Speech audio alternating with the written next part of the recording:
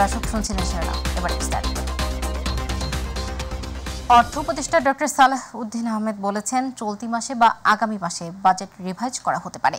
তিনি বলেন, কালো টাকা সাদা করার সুযোগ আমরা বন্ধ করে দিয়েছি। সোমবার সকালে সচিবালয়ের রফতানি উন্নয়ন ব্যুরোর কর্মকর্তাদের সাথে বৈঠক শেষে সাংবাদিকদের কথা জানান তিনি। এ সময় বলেন, জিডিপির বাস্তব সংখ্যা কত এর পরিসংখ্যান জানার কাজ চলছে। খুব শীঘ্রই চলতি বছরের রফতানির লক্ষ্যমাত্রা প্রকাশ করা হবে বলেও জানান তিনি।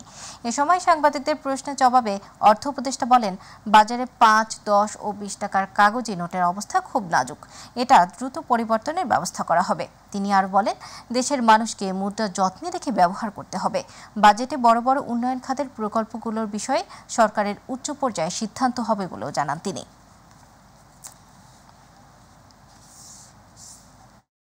স্বরাষ্ট্র উপদেষ্টা লেফটেন্যান্ট জেনারেল মোহাম্মদ জাহাঙ্গীর আলম চৌধুরী বলেছেন, একজন সাধারণ নাগরিক ও সেনাবাহিনীর সাবেক সদস্য হিসেবে আমি বিডিআর হত্যাকাণ্ডের ন্যায় বিচার চাই। এজন্য শিগগিরই পুনঃতদন্ত ও ন্যায় বিচার প্রক্রিয়া শুরু করা হবে। সকালে স্বরাষ্ট্র মন্ত্রণালয়ের নিজ দফতরে বাংলাদেশে নিযুক্ত সুইজারল্যান্ডের রাষ্ট্রদূত তার সঙ্গে সাক্ষাৎ শেষে সাংবাদিকদের তিনি এসব কথা বলেন। উপদেষ্টা বলেন, বর্তমান সরকার জনগণের অধিকার, সুশাসন ও ন্যায় বিচার প্রতিষ্ঠায় বদ্ধপরিকর। শুধু স্বরাষ্ট্র উপদেষ্টা হিসেবে নয়, একজন সাধারণ নাগরিক ও সেনাবাহিনীর সাবেক সদস্য হিসেবে আমি বিডিআর হত্যাকাণ্ডের ন্যায় বিচার চাই। সঠিকভাবে এই হত্যাকাণ্ডের পুনঃতদন্ত ও ন্যায় বিচার প্রক্রিয়া শিগগিরই শুরু করা হবে।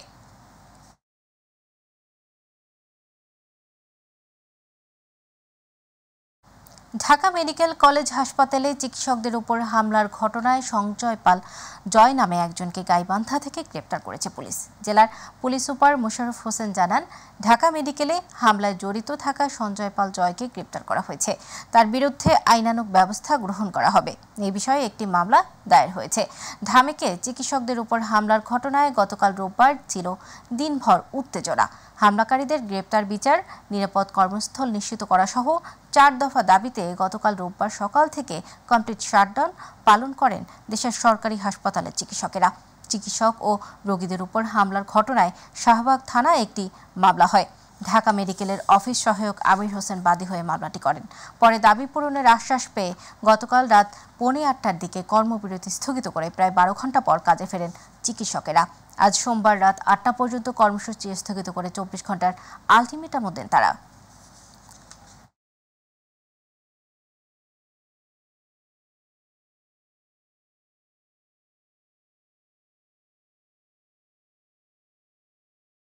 দর্শক, চিকিৎসকদের ধর্মঘটের খবর জানতে এবার যাব রংপুর মেডিকেল কলেজ হাসপাতালে।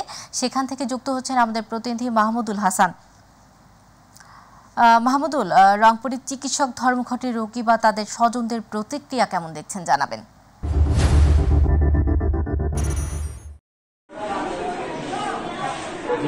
আপনি জানেন যে গত পরশুদিন অর্থাৎ শনিবারে ঢাকা মেডিকেল কলেজ হাসপাতালে চিকিৎসকের উপরে যে হামলার প্রতিবাদে কিন্তু সারা দেশে রংপুর মেডিকেল কলেজ হাসপাতাল সহ সব দেশে হাসপাতালগুলো কিন্তু আসলে ইন্টারনালি যে চিকিৎসকরা রয়েছে তারা কিন্তু একেবারে কর্মবিরতি ছিল এবং কমপ্লিট যে শাটডাউন সেটি কিন্তু আমরা গতকাল দেখেছি এবং আপনাকে জানিয়ে রেখি যে গতকালকে কিন্তু আমরা রংপুর মেডিকেল কলেজ হাসপাতালে জরুরি বিভাগ থেকে শুরু করে যে আউটডোর চিকিৎসা সেবা একেবারে কিন্তু বন্ধ ছিল। তবে এখন কিছুদিন ধরে স্বাভাবিক, যেহেতু যে স্বাস্থ্য উপদেষ্টার সাথে কিন্তু যে কথা তাদের সাথে আসলে বৈঠকের পর থেকে কিন্তু আজকে সোমবার রাত 8টা পর্যন্ত তাদের যে কর্মসূচি সেটি কিন্তু স্থগিত করেছে। তবে আপনাকে জানিয়ে রাখছি যে বিলেখানাভাবেই কিন্তু রংপুর মেডিকেল কলেজ হাসপাতালে জরুরি বিভাগে আমরা আসলে সাধারণ যারা চিকিৎসা নিতে আসে যে সেবা প্রদান হচ্ছে তারা কিন্তু সেবা নিচ্ছেন এবং বিশেষ করে আপনাকে জানিয়ে রাখি যে রংপুরের মানুষ গতকালকে দুপুরের পর থেকেই কিন্তু জরুরি বিভাগে কোনো চিকিৎসা আসলে দিতে পারেনি এবং সেখানে কিন্তু আমরা তালাবদ্ধ দেখেছি। কিন্তু আজকে সকাল থেকে কিন্তু যে জরুরি বিভাগ সেটি কিন্তু খোলা রয়েছে এবং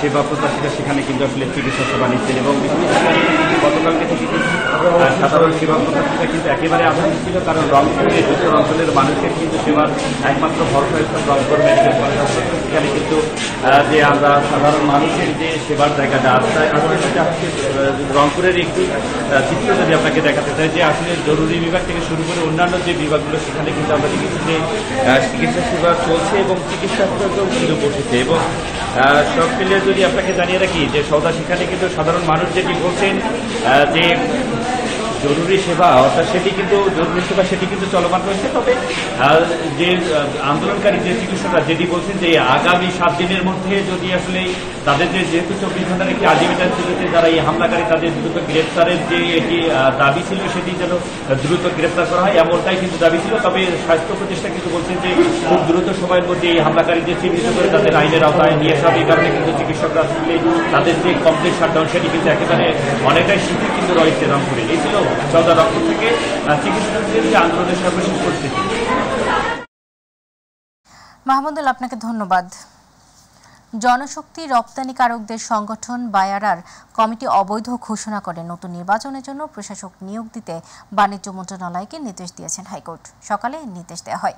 এ সময় রিটকারী জানান, অবৈধভাবে বাণিজ্য মন্ত্রণালয়ের অর্ডার নিয়ে এতদিন কমিটি দায়িত্ব পালন করে গেছে, যা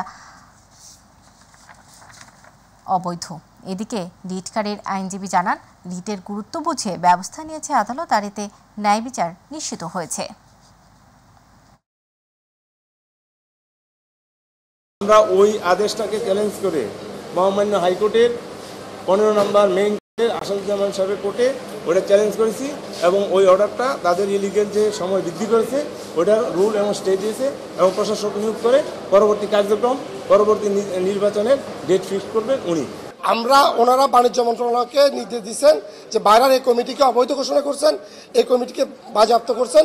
এখন বাণিজ্য মন্ত্রণালয়কে বলছেন প্রশাসক নিয়োগ করতে। আমরা আপনাদের সাথে আজকে জানাইলাম, আমরা এখান থেকে বাণিজ্য মন্ত্রণালয়ে যাব, আমরা লিখিতভাবে দিব যে আগামীকালকের মধ্যে কিংবা অতি দ্রুত সম্ভব বাইরেতে প্রশাসক নিয়োগ করার জন্য।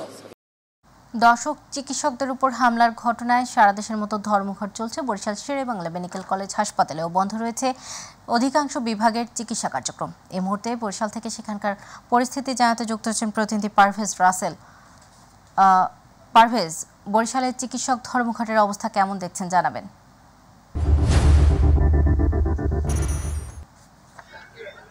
সওদা, বিষয়টা যেটা বলতে হয়, আসলে দক্ষিণাঞ্চল মানুষের একমাত্র চিকিৎসা স্থল বা ভরসা স্থল বলা যায় বরিশাল শের-ই-বাংলা মেডিকেল কলেজ হাসপাতাল। জানেন যে ঢাকায় আসলে যে ঘটনা ঘটেছে সেই ঘটনার রেশ ধরেই কিন্তু গোটা দেশের নয় বরিশালেও কিন্তু চিকিৎসা বন্ধ রয়েছে। আজকে সকাল থেকে একটানা বন্ধ ছিল। কিছুক্ষণ আগে সেনাবাহিনীর হস্তক্ষেপে মেজর রাশেদের নেতৃত্বে একটি টিম এসেছে কোতোয়ালি থানা পুলিশ এবং বিভিন্ন আইনশৃঙ্খলা বাহিনী। তারা এসে যে বরিশালের যিনি পরিচালক রয়েছেন ডাক্তার সাইফুল ইসলাম, তার সাথে বসেছেন এবং তাকে বলেছেন যে নিরাপত্তার যে বিষয়টি সেটি তারা নিশ্চিত করবেন। সেই লক্ষ্যে তারা এই মুহূর্তে আসলে এমার্জেন্সি রোগীর যে ভর্তি বা ব্যবস্থাপত্র বা জরুরি যে চিকিৎসা সেবা দেওয়া সেটাকে তারা নিশ্চিত করছেন। এছাড়া বিভিন্ন বহির্বিভাগ বা আউটডোর অথবা যারা এই মুহূর্তে চিকিৎসারত রয়েছে সেসব চিকিৎসা কিন্তু বন্ধ রেখেছে কর্তৃপক্ষ। তাদের দাবি একটাই যে ঢাকার যে কেন্দ্রের যে বিষয়গুলো রয়েছে তাদের যে সিদ্ধান্ত হবে সেই সিদ্ধান্তের পরিপ্রেক্ষিতে তারা পরবর্তী বিষয়গুলো নিবে।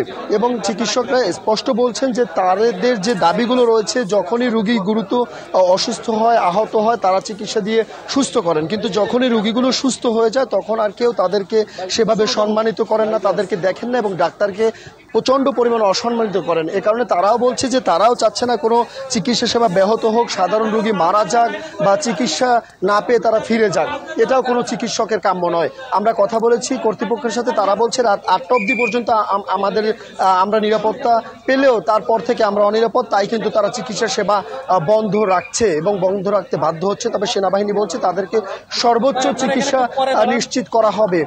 এক্ষেত্রে তাদের যে ব্যবস্থাপত্র একটু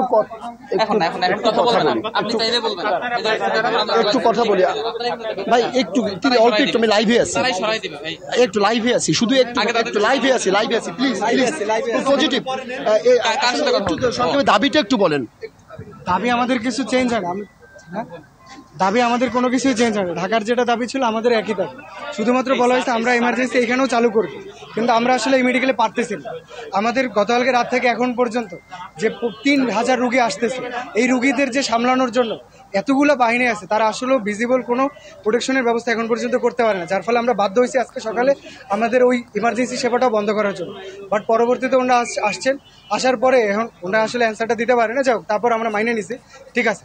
ওনারা আমাদের বলছে যে রাত 8টা পর্যন্ত ওনারা আমাদের প্রোটেকশন দেওয়ার ব্যবস্থা করবেন, সেই পর্যন্ত আমরা এমার্জেন্সি ব্যবস্থা চালাবো। আমাদের পক্ষ থেকে এতটুকু কাম্য না যে আসলে কোনো রোগী চিকিৎসা না পেয়ে ফিরে যাক। আপনি চিকিৎসক হিসেবে কি বলবেন? একজন চিকিৎসক, আমি তো এমার্জেন্সি ব্যবস্থা চালু করতেছি। আমার সর্বোচ্চ যেটা আমার মাথায় এটাই যে আমি একটা গেট কিন্তু আমরা যখনই বন্ধ করছি, বন্ধ করার পরে আমরা এখানে একটা এমার্জেন্সি টেবিলও বসেছি যে যদি এমার্জেন্সি রোগী আসে তারাও আমরা যাতে প্রোটেকশনের ব্যবস্থা করতে পারি।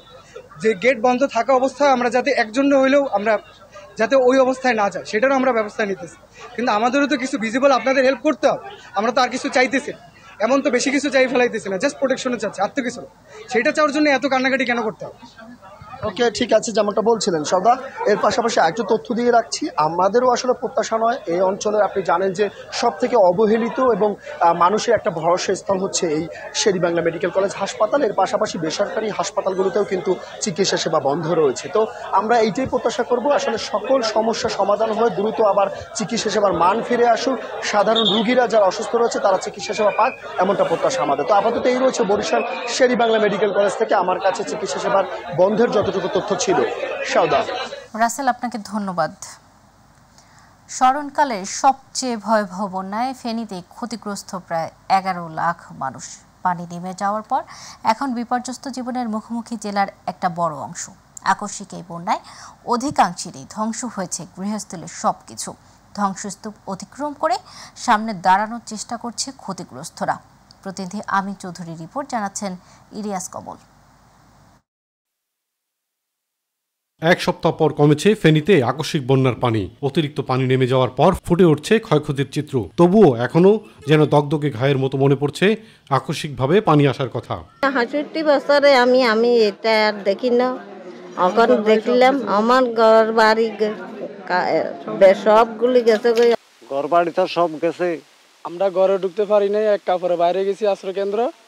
এখন পরে 5 দিন পরে আসি, দেখি আমাদের বাড়ি সবগুলা মাটিতে মিশে গেছে। এবারের বন্যায় জেলায় 6টি উপজেলার রোপা, আমন, সবজি ক্ষেত, বীজতলা সম্পূর্ণভাবে ধ্বংস হয়েছে। ঘরের চালা পর্যন্ত পানি ওঠায় ধ্বংস হয়েছে গৃহস্থালী সকল কিছু। ভেসে গেছে মাছের ঘের, গবাদি পশু। আমাদের কিছু নেই, আমার যে ঘর এটা তুলবো এই ক্ষমতা আমার নাই। আমি একলা কিছু বাইরে করতে পারি নাই, তো পার্শ্ববর্তী ওইখানে বিল্ডিং এ যাইয়া আসিলাম। ঘর যে করতে পারবো আমার সাধ্য নাই। গ্রামীণ সড়ক, পাকা রাস্তা সবই বিধ্বস্ত হয়েছে।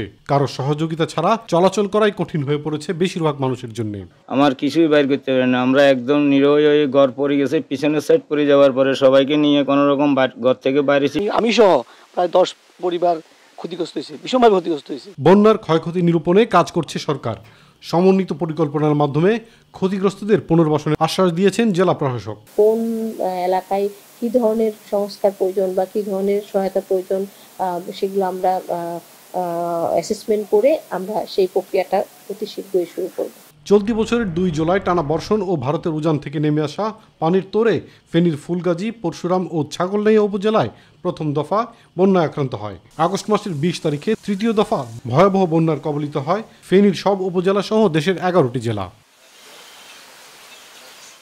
ইলিয়াস কমল, মাই টিভি। আবহাওয়ার দীর্ঘমেয়াদী পূর্বাভাসে বলা হয়েছে সেপ্টেম্বরে স্বাভাবিক বৃষ্টিপাত হতে পারে, তবে এর মধ্যে 1 থেকে 2টি মৃদু তাপপ্রবাহ বয়ে যেতে পারে। চলতি বছর বর্ষার শুরুতে জুনের দ্বিতীয়ার্ধে দেশে ভারী বর্ষণ ও উজানের ঢলে বন্যার কবলে পড়ে উত্তর পূর্বাঞ্চল। রোববার আবহাওয়া অধিদপ্তরের দীর্ঘমেয়াদী পূর্বাভাসে বলা হয়েছে সেপ্টেম্বর মাসে দেশের উত্তর ও মধ্যাঞ্চলে 2 থেকে 3 দিন মাঝারি ধরনের ঝড় বজ্রসহ বৃষ্টি হতে পারে। এছাড়া সারা দেশে 3 থেকে 5 দিন হালকা বজ্রসহ বৃষ্টি হতে পারে। এ মাসে 1 থেকে 2টি মৃদু তাপপ্রবাহ বয়ে যেতে পারে। সেই সঙ্গে দিন ও রাতের তাপমাত্রা স্বাভাবিকের চেয়ে সামান্য বেশি থাকতে পারে। এছাড়াও ভারী বৃষ্টিপাতের কারণে দেশের উত্তরাঞ্চল, উত্তর পূর্বাঞ্চল এবং দক্ষিণ পূর্বাঞ্চলের কিছু জায়গায় স্বল্পমেয়াদী বন্যা পরিস্থিতি তৈরি হতে পারে বলে সতর্ক করেছে আবহাওয়া অফিস।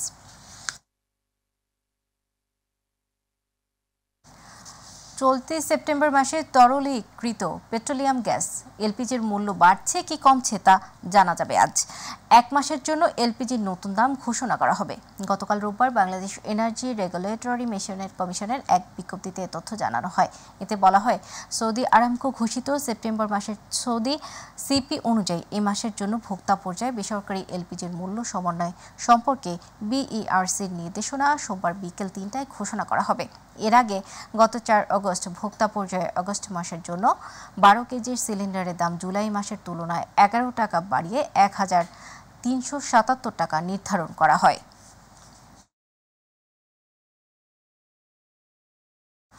স্বাস্থ্য পরীক্ষার জন্য সিঙ্গাপুরে গেছেন বিএনপি মহাসচিব মির্জা ফখরুল ইসলাম আলমগীর। রোববার রাত ১১:৫৫ হযরত শাহজালাল বিমানবন্দর থেকে সিঙ্গাপুর এয়ারলাইন্সের একটি ফ্লাইটে ঢাকা ত্যাগ করেন তিনি। বিএনপি মহাসচিবের একান্ত সহকারী ইউনুস আলী এ তথ্য নিশ্চিত করেছেন। সিঙ্গাপুরে 2 বিশেষজ্ঞ চিকিৎসককে দেখাবেন তিনি। আগামী 7 সেপ্টেম্বর দেশে ফিরবেন।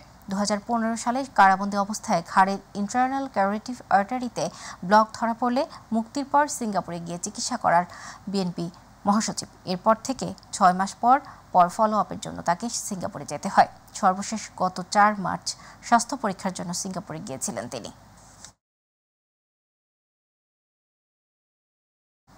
আওয়ামী লীগের সাবেক সংসদ সদস্য হাজী মোহাম্মদ সেলিমকে আটক করেছে পুলিশ। রোববার দিবাগত মধ্যরাতে পুরান ঢাকার বংশাল এলাকা থেকে তাকে গ্রেপ্তার করা হয়। ঢাকা মহানগর পুলিশের যুগ্ম কমিশনার রবিউল ইসলাম ভূঁইয়া এ তথ্য নিশ্চিত করেছেন। পুরান ঢাকার লালবাগ ও চকবাজার এলাকা নিয়ে গঠিত ঢাকা 7 আসনের সাবেক সংসদ সদস্য হাজী সেলিম দীর্ঘদিন আওয়ামী লীগের রাজনীতির সঙ্গে জড়িত। হাজী সেলিম ও তার স্ত্রী গুলশান আরার বিরুদ্ধে জ্ঞাত আয় বহির্ভূত সম্পদ অর্জন এবং সম্পদের তথ্য গোপনের অভিযোগে 2007 সালের 24 সেপ্টেম্বর মামলা করে দুদক। বিচারিক আদালত 2008 সালের 27 এপ্রিল ওই মামলায় রায় দেন। রায়ে হাজী সেলিমের 13 বছরের কারাদণ্ড হয়। দফায় দফায় বন্যা, রাজনৈতিক অস্থিরতার কারণে ধুঁকছে সিলেটের পর্যটন খাত। দীর্ঘদিন ধরে পর্যটক শূন্য থাকায় খাঁ খাঁ করছে সিলেটের পর্যটন কেন্দ্রগুলো। প্রায় 2 মাস ধরে পর্যটকরা সিলেটমুখী না হওয়ায় এ খাতে হাজার কোটি টাকার ক্ষতি হয়েছে বলে জানিয়েছেন সংশ্লিষ্টরা। প্রতিনিধি হুমায়ুন আহমেদের রিপোর্ট জানাচ্ছেন শামস তাবরিজ উচ্ছ্বাস। মে ও জুন মাসে 3 দফা বন্যায় সিলেটের গোয়াইনঘাট, কোম্পানীগঞ্জ, জৈন্তাপুর উপজেলায় বেশ ক্ষয়ক্ষতি হয়েছে। 3টি উপজেলায় জাফলং, বিছানাকান্দি, রাতারগুল, সাদাপাথর, উৎমা, জৈন্তাপুর, রাজবাড়ী, লালখাল, শ্রীপুর, শাপলাবিল সহ সিলেটের প্রধান পর্যটন কেন্দ্রগুলো সারা বছর মুখর থাকে পর্যটকদের পদভারে। উজান থেকে নেমে আসা পাহাড়ি ঢলে পর্যটন কেন্দ্রগুলো পানিতে তলিয়ে যাওয়ায় ভ্রমণ নিষেধাজ্ঞা দেয় উপজেলা প্রশাসন। বন্যার পানি কমতে শুরু করলে নিষেধাজ্ঞা তুলে নেওয়া হয়। পর্যটন খাত ঘুরে দাঁড়ানোর চেষ্টায় তখনই কোটা সংস্কার আন্দোলনে উত্তপ্ত হয়ে ওঠে সারা দেশ। আন্দোলনের জের ধরে পরিস্থিতি নিয়ন্ত্রণে সরকার কারফিউ জারি করলে পর্যটকদের আগমন একেবারেই বন্ধ হয়ে যায়। দফায় দফায় বন্যার অস্থিরতার কারণে 2 মাস ধরে পর্যটন শূন্য সিলেটের পর্যটন কেন্দ্রগুলো। এর ফলে এই খাতে জড়িত হোটেল, মোটেল, পরিবহন সহ অন্যান্য ব্যবসায়ীরা নিঃস্ব হওয়ার পথে। চলমান পরিস্থিতিতে আমরা ব্যবসায়ীরা অনেক ক্ষতিগ্রস্ত। জাফলং পর্যটকই নাই, বন্যায় অনেক ক্ষতিগ্রস্ত হয়েছে, পর্যটন আসে না, মানুষ নাই, লোকজন নাই।